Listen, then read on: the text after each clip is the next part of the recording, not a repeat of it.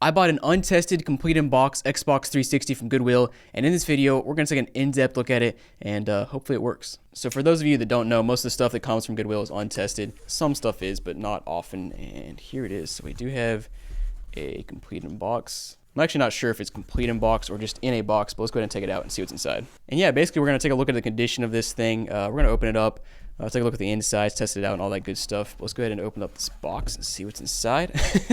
Nice. So there was no attempt to pack it back together correctly.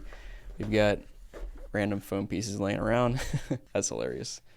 I mean, I'm sure they had no idea how to put this box back together, but it's just like funny that they didn't even try. That's just how it goes with Goodwill, though. We got our AV cable here. We've got a power cable, or at least part of it. Got another random piece here. I think it was supposed to come with Connect, but I guess this one didn't. I think inside of here looks like we got the power supply, and it is an OEM power supply. Good to see.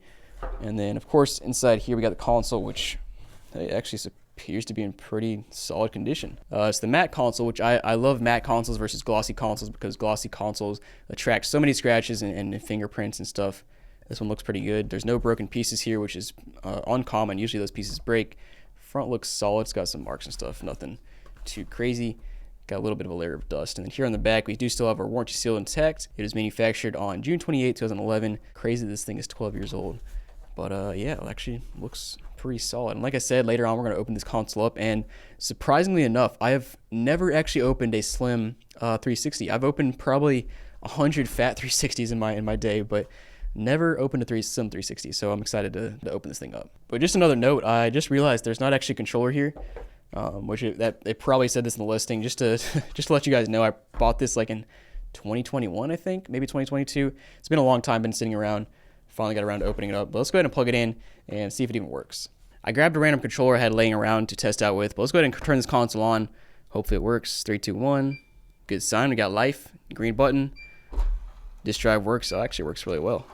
I think shot out like a cannon. And no free games, unfortunately. Usually, pretty often actually with Goodwill, you can get free games because they just forget the games in the disk drive or they never turn them on. The dashboard looks like Metro at first glance. All right, I don't think I've seen this before, but it's stuck on the boot animation. Let me try to turn it off and back on. That's not good. Yeah, that's really weird. So it boots up, starts the animation, and the animation gets stuck, and you can see right now it's frozen completely. And that's weird. Is there a way to boot this into safe mode or something? I've never seen that issue before. First of all, let me check what kind of hard drive it's got in here. I think I might have a knockoff hard drive. That might be the issue. I'm gonna wait for this thing to turn off, and then I'll take the hard drive out. All right, finally turned off. Let's take out the hard drive.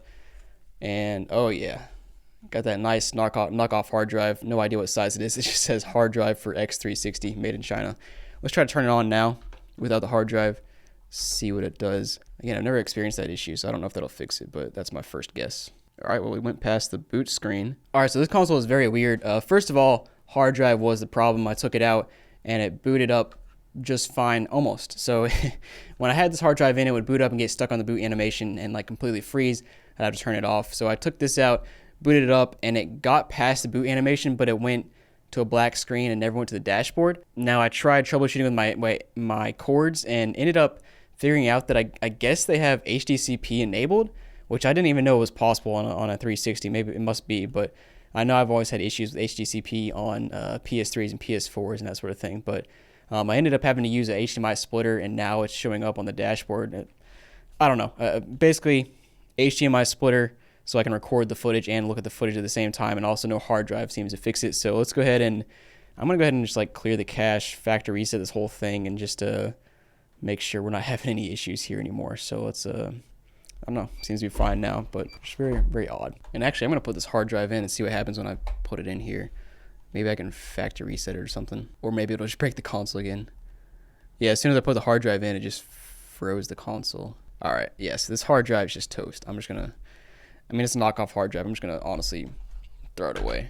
It is unfortunate though, because I like to see what was saved on old hard drives, like what gamer tags there, previous games played, achievements, that sort of thing. A little bit disappointing, but again, it's just a crappy hard drive. So I thought the console was working now, but even when it turns on with no hard drive, it's taking like 2 or 3 minutes to boot up to the main screen, to the dashboard, which is weird.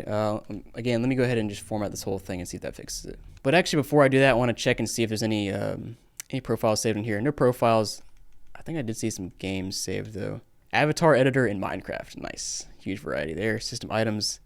Standard stuff. All right, yeah, let's go ahead and format this whole thing. And then we're going to do the initial setup here and then turn it off and back on and see what that does. All right, I finally got this thing booted up, connected to the internet, updated, and I think we are good to go now, finally. Let's go ahead and test out a game. All right, so I loaded up Dead Rising 2. It's working. I just started a game. I'm not going to play it too long, but it is working. The console's not too loud. It's blowing out a little bit of heat, nothing too crazy. Fortunately, these Slims in general do not have the red ring of death problem, not nearly as bad as the original 360s, so the thermal paste is probably dried up, but it's like not quite as big of a deal. It still should be replaced over time, but yeah, like not as big of a deal. But yeah, the console is working after a bit of troubleshooting. But let's go ahead and turn this console off, open it up, and I wanted to see what the inside looks like. Just at a glance at it, it looks pretty dusty on the inside. So let's just open it up and see what it looks like. All right, so the 360 is finally open, and this is my first time taking apart a 360 Slim. Very difficult. Who knew a 360 Slim would be harder than a 360 Fat, but apparently it is. I didn't even take it all the way apart myself. My editor, Danny, took part of it apart because I was busy doing some other stuff, and he took this part apart, which was frankly probably the most difficult part, to getting these 3 clips off. Ridiculous. But let's go ahead and take the rest of these screws out and see what lies underneath here. It actually looked, from the outside, it looks like a pretty clean console, which is great coming from Goodwill. I never know what to expect from Goodwill, but let's go ahead and take out these screws. Now I need to figure out how to get the faceplate off, but first I'm going to take out the obvious screws, which are these long black screws, which is actually pretty much the same situation as the Fat 360. And we got, what, 1, 2, 3, 4, 5, just 5 of them, I guess. The Fat 360 has 6 of them. Always interesting seeing the revisions here. All right, cool. So that faceplate just kind of popped off. It does have a ribbon cable, I think, there. So we'll kind of just leave that laying there for now. Got the top piece off, and yeah, this thing is extremely clean. How do we get fingerprints in there? Oh, that's the hard drive base. That's from opening it up. Yeah, this is super clean. Well, not super clean. There's some dust in the fan. You've got the faceplate, not too bad. I gotta take that ribbon cable off. All right, disk drive comes out, and I probably should have pulled those cords out first. So there's a disk drive, definitely a little bit slimmer. Well, at least it doesn't have the poles that or the stands that the original one does. And you can definitely tell the motherboard is slimmer. I mean, that's the whole point of an Xbox 360 Slim. It's just so interesting seeing the differences. You even got some exposed metal over here because the motherboard is so much smaller. What is this right here? Probably your Wi-Fi or Bluetooth chip. Definitely a lot cleaner than most consoles that open up. The faceplate had a very interesting ribbon cable. I'll show you guys if you haven't seen it before. It was almost like strapped down with this little thing. This little piece right here was like around the clip. That was kind of weird, honestly. All right, so the interesting thing here, and we already knew this, but it's cool to see a fan straight on top of the heatsink and just blows it straight out of the vent on the top.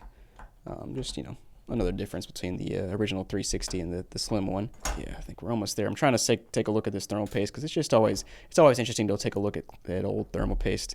A console this old, you should be replacing thermal paste if you want to really start using this console. It's not as necessary as a Fat 360. Those you gotta replace the thermal paste in those because they're known for red ring of death. But this one you'd probably be okay for a while for not replacing thermal paste. But of course, as per usual, we have our X clamp that we gotta remove.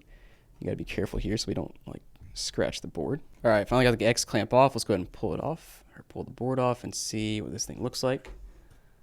And interesting. Okay, so I just like to look at this because I haven't seen this before. Still a decent amount of thermal paste left there, and this is yeah, that's actually not terrible. So if you guys have ever seen a Fat 360 open, usually this thermal paste is all dry and just non-existent. This one is not quite as dry, and it is it's becoming a bit bald in the middle there, but there is a lot more left than on the Fat 360s. But of course, now that I've opened it up, I'll clean it off, replace the thermal paste, or honestly probably my editor Danny will, while I do something else. And this is a hefty heat sink. Kind of cool to see the inside. But yeah, ultimately got a good working 360 here. I have no idea how much I paid for it because it was so long ago that I bought this. Honestly, it was probably late 2021.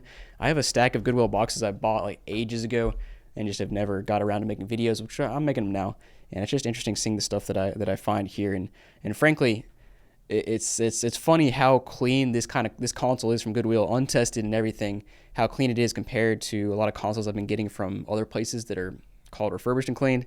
Now I did notice in the heatsink here there is a decent amount of dust, but nothing crazy. And again, Goodwill didn't claim to clean this out or anything. So yeah, thanks for watching, guys. Hope you enjoyed. If you like these kind of videos, make sure to subscribe and like the video. I'll be coming out with plenty more every week. So yeah, thanks for watching, guys, and I'll see you next time.